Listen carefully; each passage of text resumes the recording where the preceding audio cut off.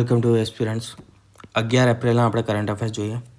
પ્રથમવાર PI baseline અહેવાલ 2022-23 માટે જાહેર કરવામાં આવ્યો છે, જેમાં ગુજરાત અને તેલંગાણા એ ટોચના રાજ્ય રહ્યા છે. પીઆઈનો મતલબ છે પરફોર્મન્સ અસેસમેન્ટ ઇન્ડેક્સ. 2022-23 માટેનો પ્રથમ બેઝલાઇન અહેવાલ બહાર પાડવામાં આવ્યો છે. ગુજરાત અને તેલંગાણા એ રાષ્ટ્રીય સ્તરે શ્રેષ્ઠ પ્રદર્શન કરનારા રાજ્ય તરીકે સામે આવ્યા છે. આ અહેવાલ વિવિધ પેરામીટર્સ પર આધારિત છે. આ પેરામીટર્સમાં આરોગ્ય, શિક્ષણ, આરોગ્ય સેવાઓ, પોષણ અને આધુનિક ટેકનોલોજીનો ઉપયોગ વગેરેનો ઉપયોગ કરવામાં આવ્યો છે રિપોર્ટ બનાવવા માટે. અન્ય રાજ્યોની પાયાની કામગીરી સુધારવા માટે એક માર્ગદર્શન રિપોર્ટ બની શકે છે. પીએઆઈ અહેવાલ એ ગુડ ગવર્નન્સ અને સર્વિસ ડિલિવરી સુધારવા માટે બનાવવામાં આવ્યો છે. ગુજરાત એકંદરે સરકારી કામગીરીમાં સતત વિકાસ જોવા મળ્યો છે. આઈઈપીએફએ અને આઈપીપીબી વચ્ચે નિવેશક નિધિ યોજનાના બીજા તબક્કા માટે સમજૂતી પત્રક પર એમઓયુ કરવામાં આવ્યો છે. શેના માટે? નિવેશક નિધિ યોજનાના બીજા તબક્કા માટે એટલે કે પાર્ટ 2 માટે સમજૂતી પત્રક પર સાઇન કરવામાં આવી છે.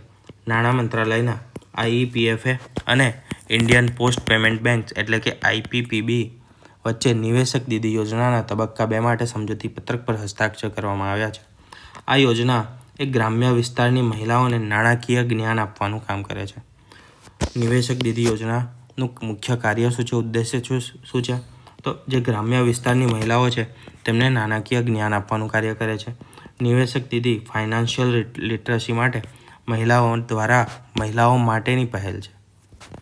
ફાઇનાન્શિયલ લિટરસી એટલે કે જે પણ ગામની મહિલાઓ છે જે લોકોમાં નાણાકીય જ્ઞાન ઓછું છે તેમને નાણાકીય જ્ઞાન આપવામાં આવશે. કોના દ્વારા? મહિલાઓ દ્વારા જ આપવામાં આવશે.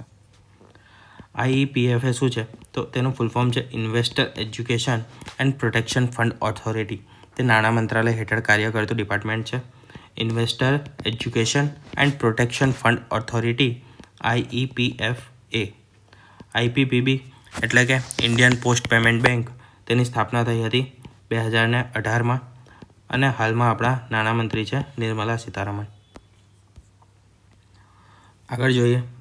એમએસડીઈ અને ડબલ્યુઈએફ દ્વારા ઇન્ડિયા સ્કિલ એક્સેલરેટર લોન્ચ કરવાની જાહેરાત કરવામાં આવી છે. ઇન્ડિયા સ્કિલ એક્સેલરેટર નામનો પ્રોગ્રામ છે, એક યોજના છે, તેને લોન્ચ કરવાની જાહેરાત કરી છે. કોણે કરી છે? એમએસડીઈ અને ડબલ્યુઈએફે કરી છે. એમએસડીઈનો મતલબ છે ministry of skill development and entrepreneurship અને ડબલ્યુઈએફ એટલે કે વર્લ્ડ ઇકોનોમિક ફોરમ દ્વારા ભારતના યુવાનોની સ્કિલ ગેપ જે છે તેને દૂર કરવા માટે આ નવી પહેલ શરૂ કરવામાં આવી છે.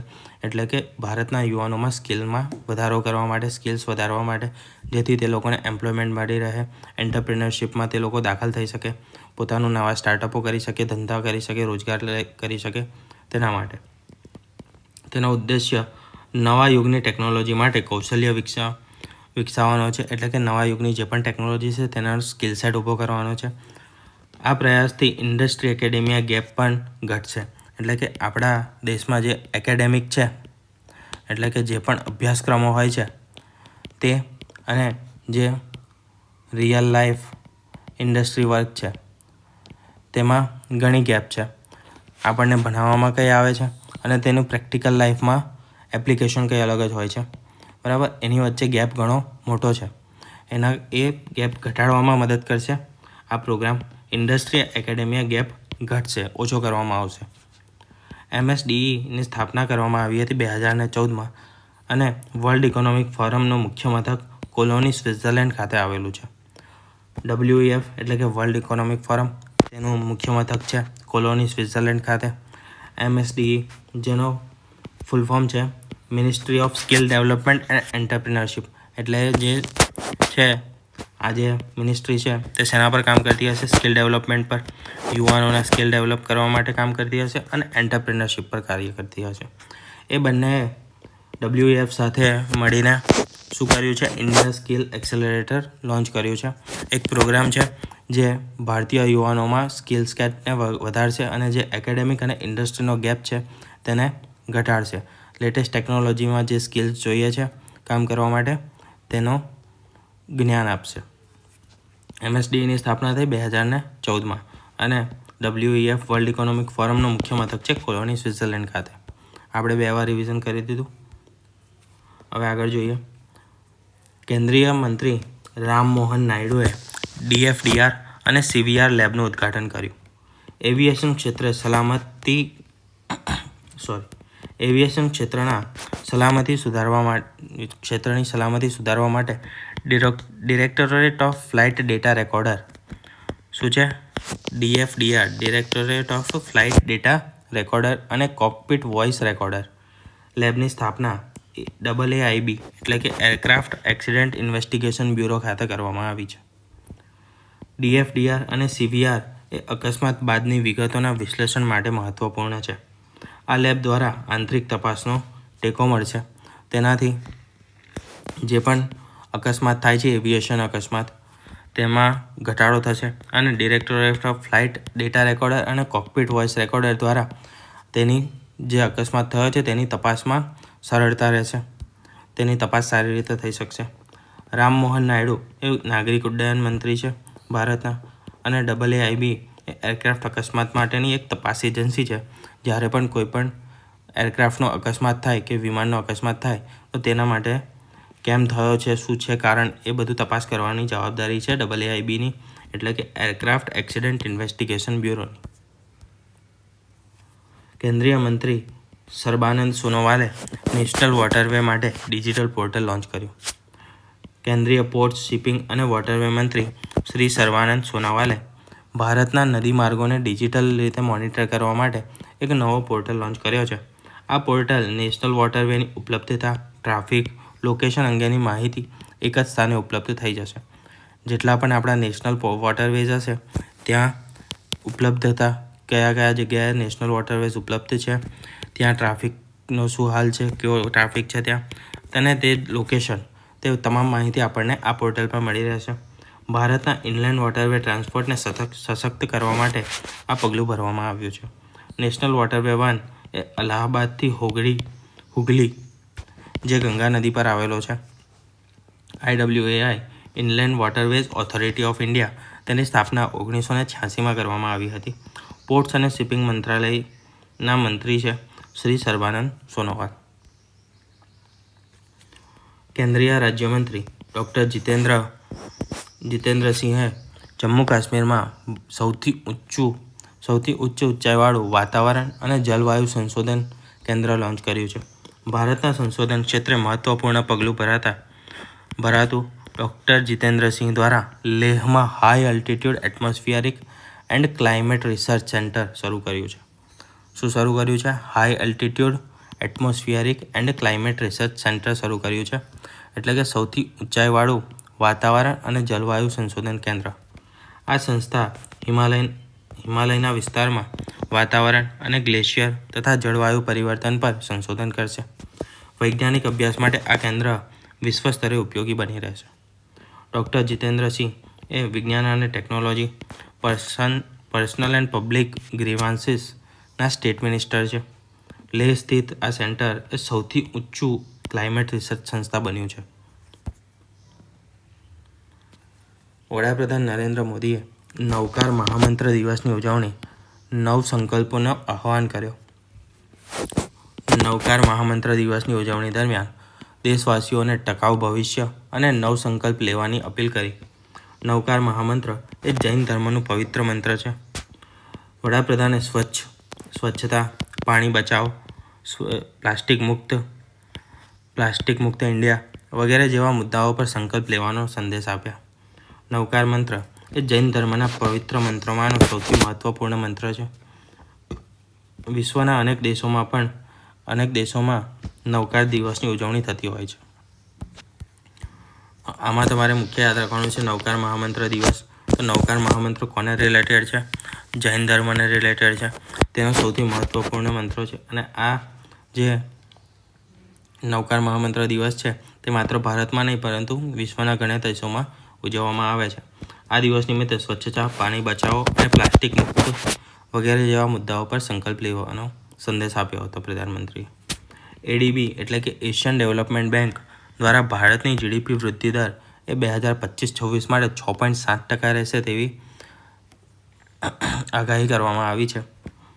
ADBએ 2025-26 માટે ભારતના GDP વૃદ્ધિ દરનું અનુમાન ઘટાડીને 6.7% કર્યું છે. અનુમાન ઘટાડી દીધું છે જીડીપીનું અને કીધું છે 6.7% દરે વધશે. અમેરિકાના ટેરિફ સંકટને મુખ્ય કારણ બતાવવામાં આવ્યું છે. આ જે ઘટાડો કરવામાં આવ્યો તેની પાછળ મુખ્ય કારણ બતાવવામાં આવ્યું છે કે અમેરિકાએ જે ટેરિફ લગાવ્યા છે અત્યારે તેને બતાવવામાં આવ્યું છે મુખ્ય કારણ. અગાઉના અંદાજમાં ઘટાડો થયો છે કારણ કે વિશ્વ વેપારમાં જોખમ વધી રહ્યા છે.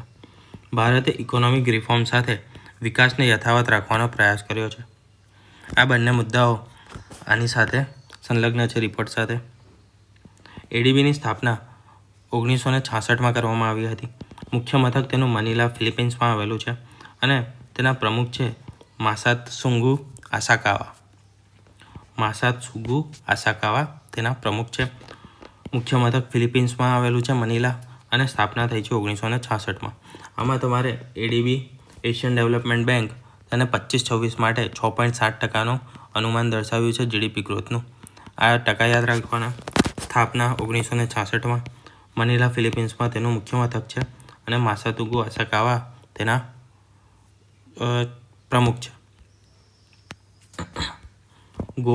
Goa shipyard limited Goa shipyard limited અને આઈઆઈટી હૈદરાબાદ વચ્ચે જહાજ નિર્માણ ક્ષેત્રે એઆઈ અને ડિજિટલ નવીન ટેકનોલોજીને માટે ભાગીદારી કરવામાં આવી છે. આ ભાગીદારી અંતર્ગત એઆઈ અને ડિજિટલ ટ્વિન ટેકનોલોજીનો ઉપયોગ કરીને શિપ બિલ્ડિંગ ક્ષેત્રે ક્રાંતિ લાવવાનો પ્રયાસ કરવામાં આવશે. ડિજિટલ ટ્વિન એટલે કે જહાજના વર્ચ્યુઅલ મોડેલ બનાવવું જેથી તેનું વર્તન પહેલાંથી જ જાણી શકાય, જોઈ શકાય. આ ટેકનોલોજી જહાજોના ડિઝાઇન, સેવા અને કક્ષાઓમાં સુધારો લાવશે. જીએસએલ એટલે કે ગોવા શિપયાર્ડ લિમિટેડ એક ખાનગી ક્ષેત્રની કંપની છે. આઈઆઈટી હૈદરાબાદ દ્વારા 2008માં તેને લોન્ચ કરવામાં આવ્યું હતું. આઈઆઈટી હૈદરાબાદ તેની સ્થાપના થઈ હતી 2008માં અને ડિજિટલ ટ્વિન એ સિમ્યુલેશન આધારિત એક ટેકનોલોજી છે જેનાની મદદથી આપણે પહેલાંથી જ જાણી શકીએ, જહાજ બનતા પહેલાં જાણી શકીએ વર્ચ્યુઅલ રીતે મોડલ બનાવીને કે તે કેવી રીતે વર્તશે, તેનું એકચ્યુઅલમાં કેવી રીતે ચાલશે અને તેના વિશે અલગ અલગ માહિતી મેળવી શકીએ જે એકચ્યુઅલ બન્યા પછી આપણે મળતી હોય છે. બરાબર. પણ તે વર્ચ્યુઅલ મોડલ બનાવીને આપણે ચલાવી શકીએ છીએ. જેમ કે હવે સિમ્યુલેટર નામની ઘણી ગેમો હોય છે જેમાં કાર સિમ્યુલેટર છે, ટ્રક સિમ્યુલેટર છે. એ પ્રકારની ગેમોમાં જેમ આપણે કાર કે પછી ટ્રકને ચલાવી શકીએ છીએ અને તેનો એક્સપિરિયન્સ લઈ શકીએ છીએ વર્ચ્યુઅલ રીતે, એ જ રીતનું આ એક ટેકનોલોજી છે ડિજિટલ ટ્વિન ટેકનોલોજી જે જહાજ માટે ઉપયોગી રહે છે. વિશ્વ હોમિયોપેથી દિવસ 10 એપ્રિલના દિવસે ઉજવવામાં આવે છે. દર વર્ષે 10 એપ્રિલે વિશ્વ હોમિયોપેથી દિવસ ડૉક્ટર સેમ્યુઅલ